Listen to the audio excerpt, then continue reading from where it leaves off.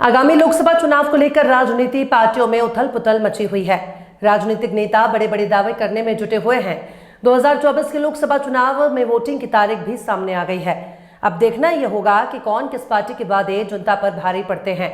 चुनावी रण में प्रत्याशियों ने अपना दमखल दिखाना शुरू कर दिया है, तो वहीं दूसरी ओर जनता की क्या राय है, उस पर विस्तार से जानकारी लेने लोगों के बीच पहुंचे हमारे संवाददाता सतीश रजक। महिलाओं से भी बात करेंगे, महिलाओं का भी क्या कहना है। मोदी सरकार नारी सम्मान की भी बात करती है, तो अब महिला क्या कहेंगी और किस प्रकार से मोदी सरकार की योजनाओं पर क्या महिलाओं का कहना रहेगा, क्या इनकी प्रतिक्रिया रहेगी, क्योंकि आगामी लोकसभा चुनाव भी है और चुनाव को देखते हुए महिलाओं की भी क्या राय है, उनसे हम जानेंगे। पहले तो आपका परिचय। मैं रश्मि झा है मेरा नाम, और मैं यहाँ जॉब करती हूँ BIS में, यानी ब्यूरो ऑफ इंडियन स्टैंडर्ड्स में। और जहाँ तक मोदी जी की स्कीम्स हैं और जो रोज़गार को लेकर हैं, काफ़ी मेरे हिसाब से तो काफ़ी अच्छे प्रयास हैं और लोगों को उसका फ़ायदा भी हो रहा है, गरीबों को भी काफ़ी फ़ायदा हो रहा है। और बाकी जहाँ तक विकास की बात है तो उसमें भी अभी तक मुझे ऐसा कोई कमी नहीं दिख रही है। और सबसे बड़ी चीज़ होती है, आप रोज़गार दे सकते हो और या विकास कर रहे हो, इट्स ओके, बट अगर आप देश की सुरक्षा नहीं कर सकते तो हम कितना भी आगे भी बढ़ने की कोशिश करेंगे, लेकिन अगर हमारा देश सुरक्षित नहीं है तो हम आगे नहीं बढ़ सकते। मतलब ना अभी ना ही हमें पाकिस्तान से हमले की चीज़ सुनाई पड़ रही है, ना चीन से हो रहा है। मतलब सारे एक दबदबा सा है हिंदुस्तान की सरकार का ऑल ओवर वर्ल्ड में, तो ये बहुत बड़ी उपलब्धि है ये हमारे लिए। और दूसरी चीज़ ये है कि देखिए, अभी पहले जितनी सरकारें थी, कितने बॉम्ब ब्लास्ट होते थे, आतंकवादी हमले होते थे।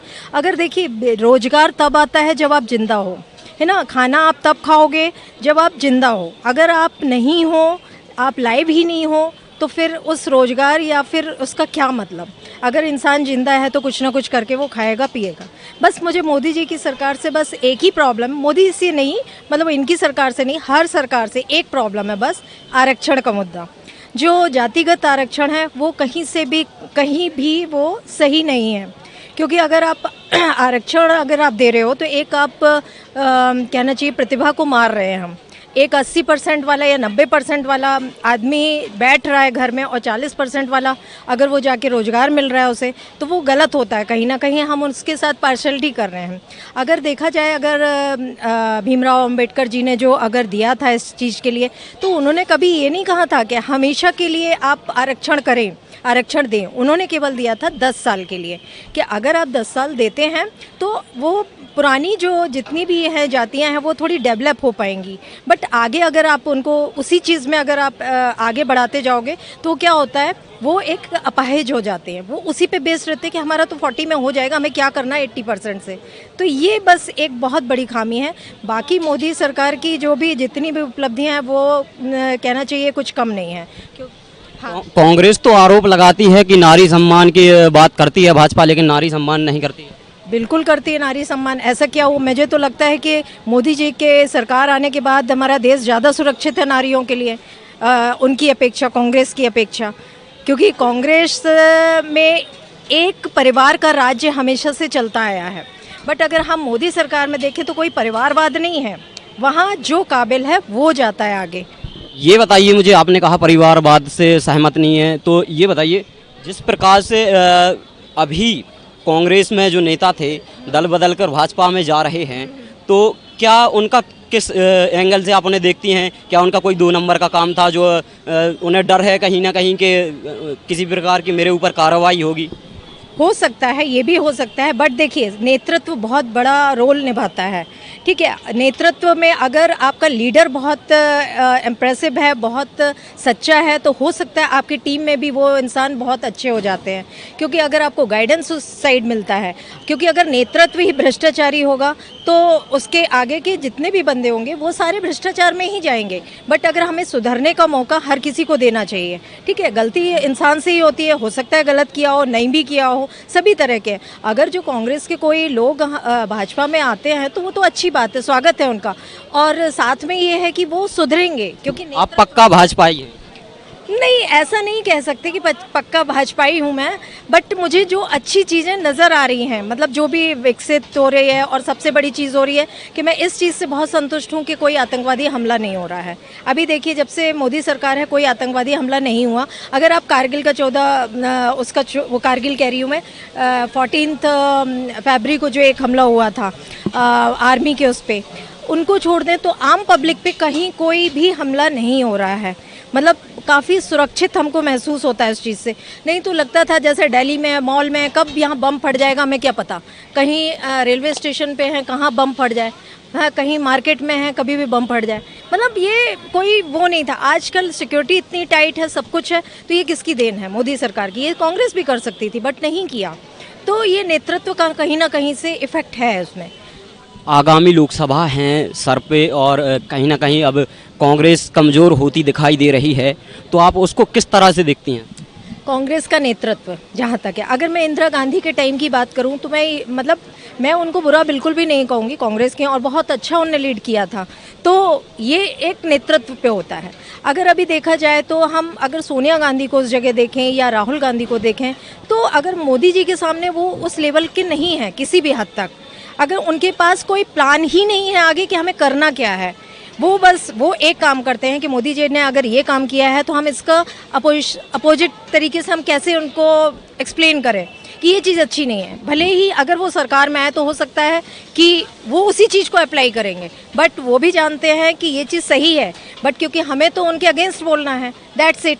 और बहुत सारी चीज़ें होती है। देखिए, अगर जो इंसान ज़मीन से जुड़ा है और यहाँ की संस्कृति का है, हम कभी भी राहुल गांधी या प्रियंका गांधी को यहाँ की संस्कृति का नहीं समझ पाएंगे, क्योंकि आए दिन बेस बदल के आप कभी मुस्लिम बन जाते हैं, कभी जब चुनाया कभी आप हिंदू बन के मंदिरों में घूमने लगते हैं। तो ये चीज़ें ढोंग हर किसी को नज़र आता है, ऐसा नहीं है। और आपको अगर अपनी हिंदी लैंग्वेज ही अच्छे से नहीं आ रही है तो आप उसके ज़मीन से कैसे जुड़ सकते हैं? यहाँ की लैंग्वेज आप अच्छे से नहीं बोल पाते हैं, कुछ का कुछ बोलते हैं कहीं पे। इवन प्रियंका गांधी भी बहुत जगह गलत बोलती हैं, उनके कई मैंने वीडियो भी देखे हैं, काफ़ी सारी चीज़ें देखी हैं। तो ये सारी चीज़ें भी लोगों पे इफेक्ट करती हैं क्योंकि मजबूती नहीं है वहाँ पे। आपको लगता है सीधा इस बार मोदी सरकार 400 पार विपक्ष को कहीं ना कहीं दरकिनार कर रही है मोदी सरकार? बिल्कुल बिल्कुल लगता है 400 पार ही रहेगी, इससे कम हो ही नहीं सकती है। तो हम जानते हैं किस प्रकार से युवाओं का क्या कहना है। आगामी लोकसभा चुनाव है और तमाम प्रकार की पार्टियां जद्दोजहद कर रही हैं, कह रही हैं कि जनता मेरे साथ है, तो कोई कह रहा है जनता मेरे साथ है। जनता की ही राय लेते हैं, जनता का क्या कहना रहेगा। तो आगामी लोकसभा चुनाव नज़दीक हैं, पार्टियां एक दूसरे पर कह रही हैं कि जनता मेरे साथ है, मेरे साथ है। जनता हकीकत में, वास्तविकता में किसके साथ है? देखिए, जनता का ऐसा है जो विकास करेगा, जो युवाओं पर ध्यान देगा, जो बुजुर्गों पर ध्यान देगा, जनता उसी के साथ है। ऐसा नहीं है किसी चेहरे को देख के जनता भी वोट नहीं देती है। जो काम करेगा, देश के लिए काम करेगा, उसके लिए जनता साथ है। तो आपको क्या लगता है, मोदी सरकार की जो नीतियां हैं, बड़े बड़े दावे करते हैं उनके नेता के, मोदी सरकार युवाओं को रोजगार दे रहे हैं? नहीं, वो तो युवाओं का ऐसा भी स्किल इंडिया निकाला था मोदी जी ने, आत्मनिर्भर ज़्यादा निकाला है। और ऐसा है कि पूरा रोजगार तो सरकार दे नहीं सकती है, वो अपने इंसान पर भी निर्भर करता है। जो स्किल रहेगी आदमी पे, उसी पे नौकरी मिलेगी। वैसे मोदी जी ने काम तो काफ़ी किया है। क्या क्या काम किए कोई? मोदी जी ने जैसे अपने कश्मीर में कि 370 हटाया है, उसके बाद अपने राम मंदिर का निर्माण करवाया है, उसके बाद अपना G20 अपना ऑर्गेनाइज करवाया था मोदी जी ने। कांग्रेस कह रही है कि 30 लाख पदों पर अभी जो भर्तियां हैं वो हुई नहीं और 30 लाख पदों पे कम से कम भर्तियां होने चाहिए। हाँ, वो तो बात सही बोल रही है। मतलब कहीं पे वैकेंसी थोड़ी कम निकाल रही है मोदी सरकार अपने इंडिया के जो लेवल पे, सेंट्रल लेवल पे। तो वैकेंसियाँ कम निकल रही हैं। आगामी लोकसभा चुनाव को अगर हम देखें तो युवा किस प्रकार से किस ओर अपना रुख मोड़ना चाहेंगे, क्योंकि युवा ही इस देश का भविष्य है। वैसे देखा जाए तो जो काम करेगा युवा उसी को वोट देगा। काम आपकी नज़र में कौन करना चाहते हैं? हमारी नज़र में तो अभी मोदी जी आगे हैं वैसे काम के मामले में। कांग्रेस के बारे में क्या कहेंगे? कांग्रेस के बारे में ऐसा कहेंगे कि कांग्रेस को अपना जो ऊपर स्तर है उसको थोड़ा सुधारना चाहिए और निचले स्तर भी सुधारना चाहिए। मतलब जो उनका लीडर है वो अभी अच्छा नहीं है हिसाब से देखा जाए तो।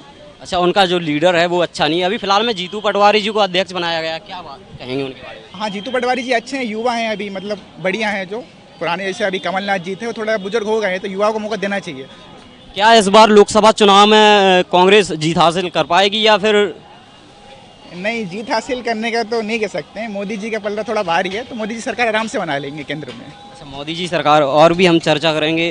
तो भैया, किस प्रकार से आप सरकार को देखते हैं? अभी करंटली जो गवर्नमेंट है, करंटली गवर्नमेंट बहुत अच्छा काम कर रही है। विरासत भी है ना, और विकास भी, दोनों को साथ लेके चल रही है। और कहीं ना कहीं जो सबका साथ, सबका विश्वास और सबका विकास, जो तीनों को है वो चरितार्थ करती हुई कहीं ना कहीं गवर्नमेंट दिख रही है ना। तो बहुत अच्छा काम किया है, विरासत को भी संभाल रही है, विकास की भी बात कर रही है, स्किल इंडिया की भी बात हो रही है, तो बढ़िया है। युवा खुश हैं? युवा खुश हैं कहीं ना कहीं। जो एक ग्राउंड लेवल पे युवा खुश होता है रोजगार से, पढ़ाई से, उसको क्या संसाधन उपलब्ध कराए गए हैं। अभी करंटली बात करते हैं आईआईटी की, एनआईटी की, जो हमारे उच्चतम संस्थान है, तो उसका तो अभी इतना अच्छा नहीं किया, नई डेवलपमेंट या नई ओपनिंग या बजट उस क्षेत्र में तो नहीं गया है। बाकी स्किल इंडिया पे काम किया। कहीं ना कहीं जो अग्निवीर स्कीम थी, अग्निवीर से भी कहीं ना कहीं युवा थोड़ा सा उसके मन में डाउट, एक कन्फ्यूजन पैदा हो गया। अग्निवीर को लेकर आगे कहें तो अग्निवीर केवल 4 साल के लगभग की जॉब है, इसके बाद में क्या करेंगे वो? 4 साल की जॉब है, हाँ बिल्कुल। अब 4 साल की जॉब है, आप स्किल तो प्रोवाइड कर दोगे युवाओं को, देन उसके बाद में उनको रिटायर कर दोगे, तो कहीं ना कहीं एक यही हो जाएगा कि वो वहाँ से रिटायर होने के बाद उन्हें मार्केट में आके डबल से कोई अपॉर्चुनिटी या बिजनेस इस टाइप से स्टार्ट करना होगा, है ना। बाकी आप इस तरह से 4 साल का देके कहीं ना कहीं युवाओं के एक माइंडसेट होता है, उसको आगे नहीं ले जा पाएंगे। कहीं ना कहीं युवाओं का ये नहीं कि अगर मैं अग्निवीर को प्रॉपरली करता हूँ तो यहाँ से मेरी लाइफ सेट है या इसी में करियर बना सकता हूँ, उसके मन में वहाँ पे भी कन्फ्यूज़न रहेगा।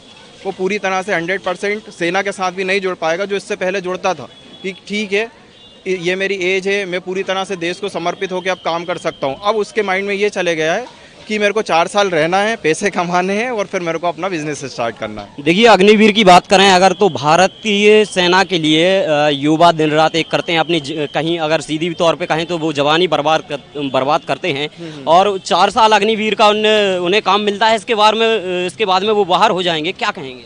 बिल्कुल बिल्कुल, ये कहीं ना कहीं युवा के साथ थोड़ा सा तो सही चीज़ नहीं है। एक पैसा ही सब कुछ नहीं होता है। ठीक है, आप युवाओं को थोड़ा सा स्किल सिखा के, सेना का अनुशासन सिखा के, और फिर जो 4 साल के बाद में एक मोटा अमाउंट भी देंगे, लेकिन कहीं ना कहीं ये है कि युवाओं के साथ में ये सही चीज़ नहीं है। कहीं ना कहीं उन्हें ये लगना चाहिए कि हाँ आगे तक का मेरा है, कोई क्राइटेरिया, कुछ नियमों का और ज़्यादा क्लियरिफिकेशन करने की ज़रूरत है यहाँ पे गवर्नमेंट को। आगामी चुनाव को लेकर आप क्या कहेंगे? आगामी चुनाव को देखिए, वो तो पूरी लहर है। कहीं ना कहीं लोगों के मुंह से तो मैंने ऐसा भी सुना है, जो अपने आम आदमी होते, कि चुनाव करवाने की कोई ज़रूरत ही नहीं है, क्यों इतना खर्चा कर रही है ना, इलेक्शन कमीशन अपना क्यों खर्चा कर रहा है। तो समझ जाइए आप, मोदी जी की लहर है, मोदी जी जीत रहे हैं, है ना, और 400 पार आ रही है मोदी जी की। तो मतलब जनता के मन में भी है मोदी 400 पार? बिल्कुल बिल्कुल, है ना, एक पूरा, क्योंकि कहीं ना कहीं विपक्ष जो मजबूत होना चाहिए, विपक्ष बिखरा हुआ सा है, ना कोई उनकी तैयारी है, ना कोई रणनीति है। जनता के पास में ऑप्शन भी नहीं है कि एक विपक्ष के रूप में किसको देख पाए, कोई ऑप्शन अवेलेबल नहीं है। हाल फिलहाल में सामने दल बदलू नेता भी देखने को मिलते हैं, जो दल बदल के दूसरे दल में जा रहे हैं, फिलहाल में बीजेपी में आ रहे हैं, तो आप उन्हें किस प्रकार से देखते हैं? दल बदलू नेताओं का देखिए, दल बदलू जो हैं, अगर वो सिर्फ अब इसी से उनके स्वार्थ की सिद्धि हो जाती है ना, दल बदल रहे हैं। कल को जिनकी सत्ता थी उसके साथ थे, आज उन पे किसी चीज़ का डर हुआ, कार्रवाई की वो हुई, तो फिर दल बदल लिया, आगे फिर बदल लेंगे। तो ऐसे बिना पेंदी के लोटों पे तो भरोसा करना नहीं चाहिए। क्या इसमें जो 2 नंबर के जिनके धंधे चल रहे हैं, या वो नेता दल बदल रहे हैं? बिल्कुल बिल्कुल, कहीं ना कहीं उन्हें डर है किसी चीज़ का, या वो गलत कामों में लिप्त हैं, या इस तरह से कुछ तो उन्हें कार्रवाई का डर है। नहीं तो जो जिस गवर्नमेंट ने, आपने इतने बड़े बड़े दिग्गज नेताओं ने दल बदला है, जिनने कांग्रेस में रह के, कांग्रेस ने इतना मान सम्मान, केंद्रीय मंत्री तक रहे हैं, और उनने दल बदल लिया, तो कहीं ना कहीं वो कुछ अनुचित कामों में लिप्त थे, जिसके डर से उनने बदला है। और बीजेपी में भी उनका कोई फीचर नहीं है, वो उनको भी पता है, सिर्फ कार्रवाई के डर से उनने किया है, तो ये सही नहीं है। बीजेपी में जाने के बाद क्या वो बच जाएंगे, या फिर? अब देखिए, बीजेपी में चले गए हैं, बीजेपी का दामन थाम लिया है, और बीजेपी में कहीं ना कहीं चुनाव का जो है फ़ायदा उठाना चाहा है, तो आगे तो गवर्नमेंट का जो भी है ना, मैं इसमें क्या बोल सकता हूँ। तो बाकी तो डिपेंड करता है सरकार पे, अपनी न्याय प्रणाली पे, है ना। चलिए, ये थे हमारे साथ कुछ युवा साथी, जिन्होंने बताया किस प्रकार से भारत सरकार ने काम किया है, किस प्रकार से उनकी योजनाओं ने फ़ायदा दिया है। कुछ लोग यहाँ खुश हैं और कुछ नाखुश हैं, और देश दुनिया की तमाम छोटी बड़ी खबरों के लिए बने रहिए तांडव न्यूज़ के साथ।